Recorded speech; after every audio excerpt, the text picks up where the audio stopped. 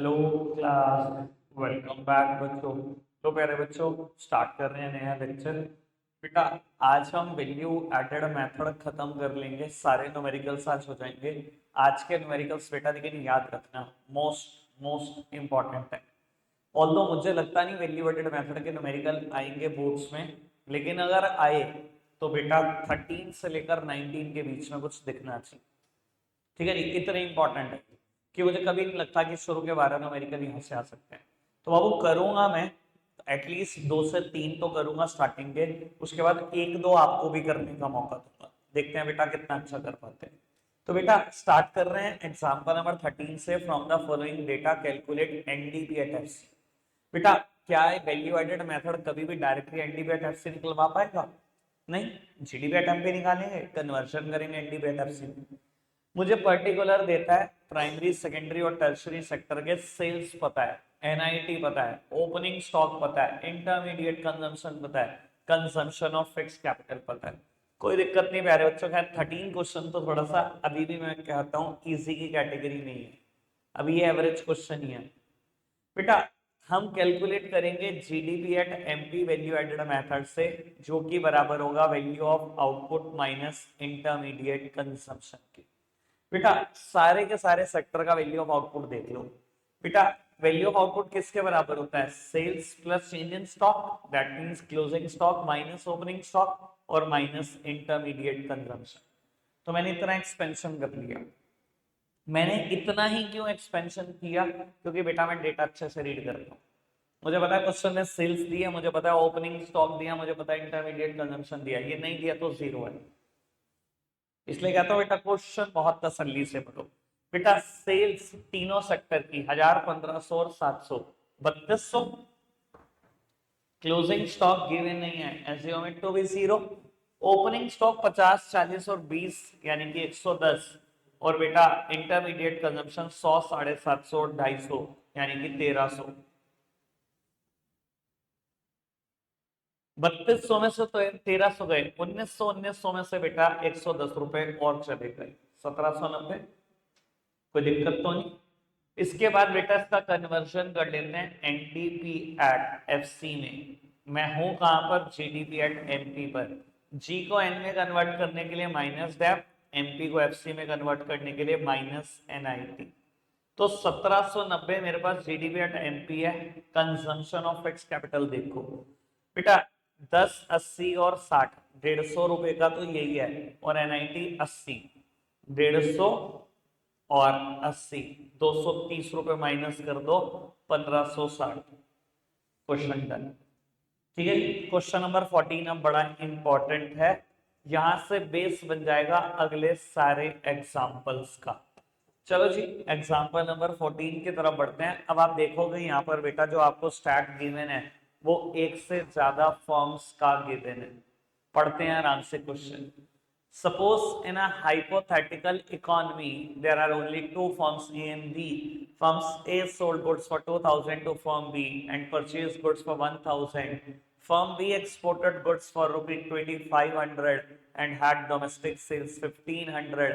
Calculate NDP at MP if consumption of fixed capital is 200.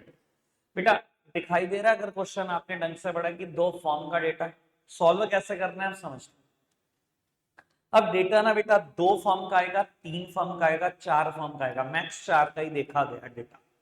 मैं क्या करूंगा बेटा, जितनी भी फॉर्म्स हैं उनको हॉरिजॉन्टली प्लेस करूंगा। जितनी भी फॉर्म्स हैं तो मेरे पास अभी 2 ही फॉर्म है, फॉर्म ए और फॉर्म बी। मैंने दोनों को हॉरिजॉन्टली प्लेस कर दिया और बेटा वर्टिकली लिखना शुरू कर रहा वैल्यू एडेड का फॉर्मूला। वैल्यू ऑफ आउटपुट एक अच्छा खासा स्पेस माइनस इंटरमीडिएट कंजम्पशन अच्छा खासा स्पेस। और यह बताया कि वैल्यू ऑफ आउटपुट में से अगर आप इंटरमीडिएट कंजम्पशन माइनस करोगे तो वैल्यू एडेड है। ठीक है जी। अब वो देखो स्टैट क्या है। Firm A sold goods for 2000 to firm B and purchase goods for 1000। यही है, 2000 का गुड्स बी को बेचते हो और 1000 का खरीदते हो। बेटा वैल्यू ऑफ आउटपुट में क्या आता है? Sales plus change in stock. और अगर सेल्स की भी बात करूं तो डोमेस्टिक सेल्स प्लस एक्सपोर्ट। तो बाबू ये 4 चीजें यहां पर आ जाएंगी, domestic sales, exports closing stock minus opening stock, ये वैल्यू ऑफ आउटपुट ही है ना। बस जैसे हम फॉर्मूले की फॉर्म में लिख रहे थे, अब मैं उसको वर्टिकली लिख रहा हूं। तो इसने बताया कि आप बी को बेचते हो सामान, सेल्स टू बी 2000। बेटा अगर किसी चीज की डबल पोस्टिंग है, अकाउंट्स के बच्चों यार बहुत आसानी से समझ सकते हो, तो दोनों साइड साथ साथ करते हैं। तो बेटा अगर इसने बोला है कि आपने बी को बेचा है, तो बी ने आपसे खरीदा भी तो है। इंटरमीडिएट कंजम्पशन में लिख दो परचेसेस फ्रॉम ए 2000। अभी तक कोई दिक्कत कोई परेशानी तो नहीं। और बेटा ए भी खरीदता है 1000 रुपए का सामान, अगर चाहो समय बचाना तो बेटा सिर्फ परचेजेस वर्ड भी लिख सकते हो।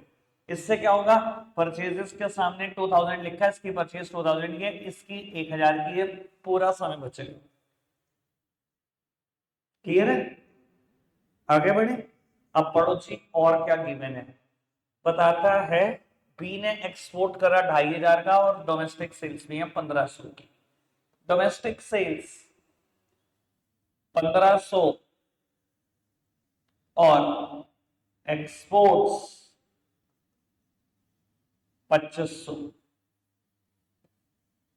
और भी कुछ है क्या? बस बाद में एनडीपी या टेम्पी निकालना है, और डैप दिए रखा है 200 का। 2000 माइनस 1000, ए का value added 1000, 4000 minus 2000 value added of B 2000, दोनों का वैल्यू एडेड आ गया। जीडीपी एंड एमपी किसके बराबर होता है? सारी फर्म के वैल्यू एडेड के, यानी कि value added of A plus value added of firm B, 1000 plus 2000 मतलब टोटल 3000। ठीक है जी। कैलकुलेट क्या करना है? एनडीपी एट एनपी कैलकुलेट करना है। गिवन क्या है? जीडीपी एट एमपी गिवन है। जी को एन में कन्वर्ट करने के लिए माइनस है, 3000 का टोटल वैल्यू एडेड है, डैब दे रखा है मुझे 200 रुपए, यानी कि एनडीपी एट एमपी कितना? 2800 करोड़। ठीक है, इजी वन। अब बेटा बात सिंपल सी ये है, जो मैं बताने की कोशिश कर रहा था वो मैंने बता दिया। सारे क्वेश्चन एक के बाद अब एक लाइन लगा के से, ठीक है जी। हर क्वेश्चन में पहली ट्राई आपकी है, ठीक है। ज्यादा बचते भी नहीं है, 5 बचते हैं, स्पीड बढ़ा दो बेटा। अब आपकी ट्राई शुरू होती है एग्जाम्पल नंबर 15 पर। 2 मिनट अब आपके, 2 मिनट लग।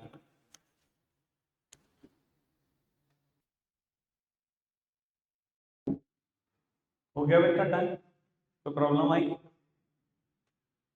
आंसर आ गया आप सबका? वैल्यू एडेड फॉर्म ए का 1200 आया होगा, बी का 2300 और सी का 1800। मैंने आई, कोई दिक्कत तो नहीं?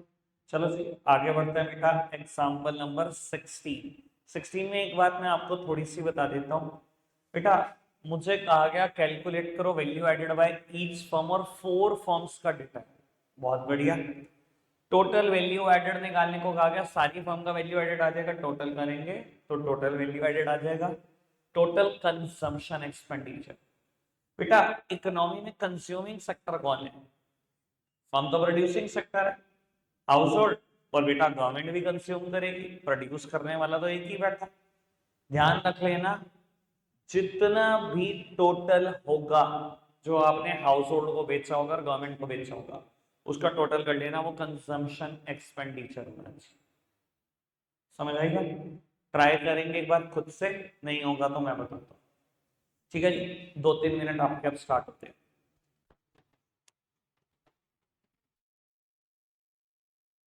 कंजम्पशन एक्सपेंडिचर कैसे आया, एक बार थोड़ा सा ये डिस्कस कर लें। देखना जी, 590 करोड़ सारा होगा, मैं बता देता हूँ कैसे। ये देखो 300 करोड़ का डी ने हाउस होल्ड को बेचा और 100 करोड़ का गवर्नमेंट को बेचा, 400 तो यही आ गया। 100 करोड़ का डी को बेचा फर्म है, 100 करोड़ का हाउस होल्ड को बेचा और 100 करोड़ का एक्सपोर्ट किया। एक्सपोर्ट किसको किया मेरा मतलब नहीं, ऑब्वियसली फॉरेन सेक्टर को किया होगा। फॉरेन सेक्टर की बात नहीं होती, हाउस होल्ड गवर्नमेंट की बात होती है। 100 करोड़ ये भी हाउस होल्ड को बेचा, 100 ये और 300 ये, 500 हो गया। बी को देखो, सी को बेचा, डी को बेचा, फाइनल कंजम्पशन के लिए बेचा। फाइनल कंजम्पशन कौन करता है? अगेन हाउस होल्ड करते हैं। 50 करोड़ ये जुड़ गया, 550 और ऊपर 40 करोड़ का फिर हाउस होल्ड को बेचा है, 590 करोड़। ठीक है जी।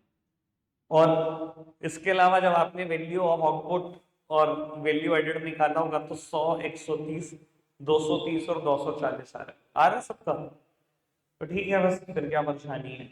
आगे बढ़ते हैं जी, example number 17, most most important, मुझे बहुत तगड़ा लगता है जी।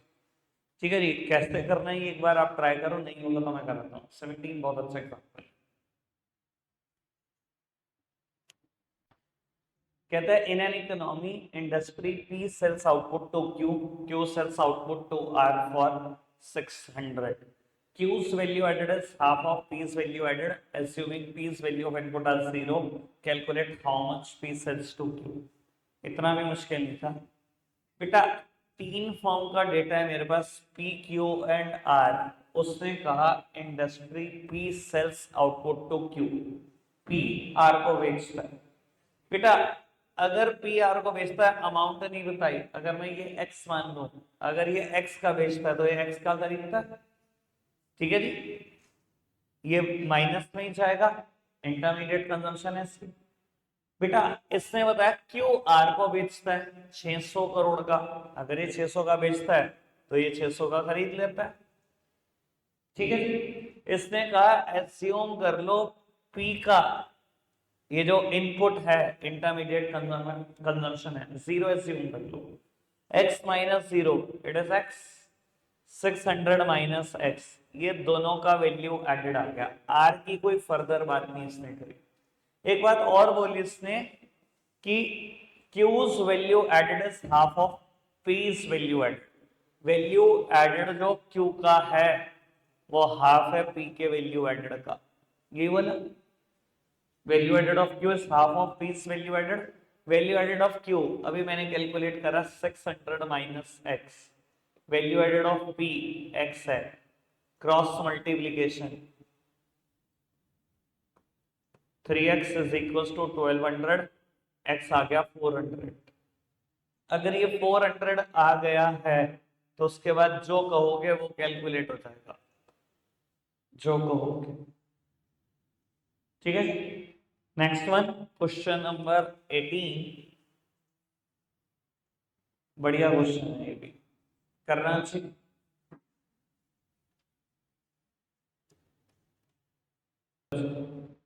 बेटा एग्जाम्पल नंबर 18 तो ठीक ही था भाई, बहुत मुश्किल नहीं था, 4 फॉर्म का डेटा है। एक बार फटाफट से लिख लेते हैं। मैं तो लिखने पे कम जोर दूंगा, स्टेटमेंट्स नहीं लिखूंगा, फिगर्स सारे लिख दूंगा। बेटा क्वेश्चन ने बोला sales by firm is 80 crore, sales by firm B is 300 crore. ये 80 करोड़ की सेल करते हैं, ये 300 करोड़ की। चलो जी, कहता है value added by B and C are equal, B और सी का वैल्यू एडेड बराबर है। ये वैल्यू एडेड दोनों का बराबर है, अगर एक एक्स है तो दूसरा भी एक्स है। कहता है value of output of C and D are 280 crore each, value of output इन दोनों का 280 करोड़ है। ठीक है जी, value added of D by D is 120 C R, GDP at MP 520 crore. Value added D का 120 करोड़ है और जीडीपी एट एमपी 520 करोड़ है। जीडीपी एट एमपी क्या होगा, चारों फर्म के वैल्यू एडेड के बराबर। आगे बढ़ो जी, कहते हैं ए का वैल्यू ऑफ इनपुट 0 मान लो और बाकी कुछ निकालना है। अगर ये मैं 0 मान लूं तो ये 80 आ गया, और जो एक आएगा वो निकल जाएगा, सेकंड्स का गेन है। जीडीपी एट एमपी किसके बराबर है, चारों फर्म के वैल्यू एडेड गए, 80 plus X plus 120 is equals to 520, 2x plus 200 is equals to 520। x किसके बराबर आ जाएगा, 160 के बराबर आ जाएगा। अगर ये 160 है, ये 160 है, 300 में से क्या माइनस करो कि 160 आ जाए, 280 में से क्या माइनस करो कि 160 आ जाए, और ये 280 और 120 है 160। जो पूछा होगा सब कैलकुलेट ऑलरेडी हो चुका। ठीक है, लास्ट क्वेश्चन आज का। अब ये कर दो तो मजा ही आ जाए, ऐसा लगे कि सब कुछ खुद कर दिया। ये बढ़िया क्वेश्चन, करना ट्राई।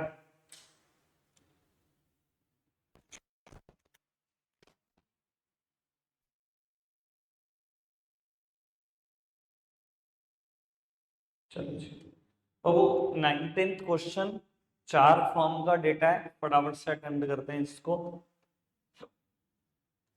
सबसे पहले कहता है firm A spent 500 crore on non factor input and goods sold worth rupees 600 crore to B 300 crore to C. बेटा नॉन फैक्टर इनपुट खरीदते हैं, अभी बताता हूँ बेटा नॉन फैक्टर इनपुट क्या होता है। देखो कोई भी गुड्स प्रोड्यूस करने के लिए आपको फैक्टर इनपुट या नॉन फैक्टर इनपुट की जरूरत पड़ सकती है। फैक्टर इनपुट तो 4 ही हैं, 11th क्लास से पढ़ते आ रहे हो। क्या है बेटा? Land, labour, capital, entrepreneur. Non factor inputs क्या होते हैं? जो मेजर इनपुट नहीं माने जाते इकोनॉमिक्स के हिसाब से, पर फिर भी जिनकी जरूरत होती है प्रोडक्शन में। मैं कहूँ बेटा आप एग्रीकल्चरिस्ट को वीट प्रोड्यूस करना है, what is your factor input? Land, labour, capital, इंटरवेन्यू।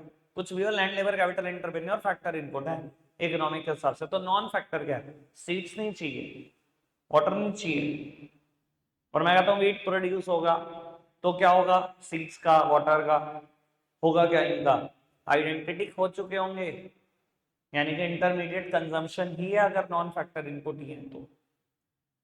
ठीक है, कहते हैं 600 करोड़ का बी को सामान बेचते हो, 300 करोड़ का सी को सामान बेचते हो। 600 करोड़ का बी को, 300 करोड़ का सी को। आगे बढ़ो जी। Firm B whose value added is 1000 crore sold half of its output to C and half to D. Firm B whose value added is 1000 sold half of its output to C and half to D. बेटा अगर इसका value added 1000 है और ये 600 है तो ये 1600 नहीं हो गया क्या? कहता है sold half of its output to C and half to D. इसमें से आधा सी को बेचा हुआ है, आधा डी को बेचा हुआ है, तो इन्होंने खरीदा भी तो हुआ है बेटा अगर आपने बेचा हुआ है तो। ठीक है, और आगे बढ़ते हैं। कहते हैं value added by firm C is half of value added of D. Value added by firm C is half of value added by firm D. चलो जी, एक क्वेश्चन और बना दी मैंने, आगे बढ़ते चले जाओ। Firms C and D sold their entire output to household. Value of output of C is equals to firms B value of output. ये दोनों सारा का सारा सामान किसको बेचते हैं? हाउस होल्ड को बेचते हैं। और कहते हैं सी का वैल्यू ऑफ आउटपुट वही है जो वैल्यू ऑफ आउटपुट बी का है। अगर ये 1600 है और ये 1100 है, 500 आ गई। इस इक्वेशन में पुट करो, वैल्यू एडेड ऑफ सी 500 है, half of value of added by D. Value added by D कितना आ गया? क्रॉस मल्टीप्लीकेशन करके 1000।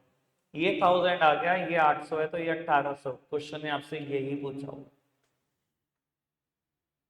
ठीक है जी, कोई दिक्कत कोई परेशानी तो नहीं? रखता है आज के लिए इतना ही है प्यारे बच्चों, बाय।